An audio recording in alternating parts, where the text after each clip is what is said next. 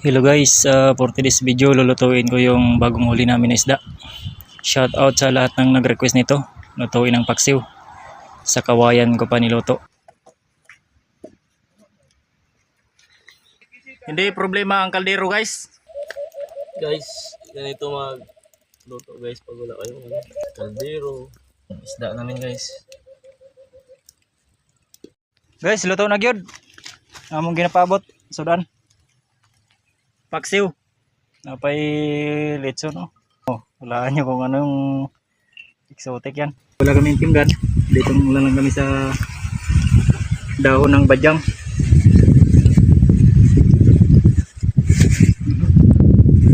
Ka ba?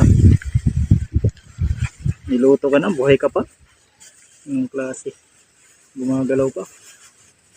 Parang may buhay yung kanin.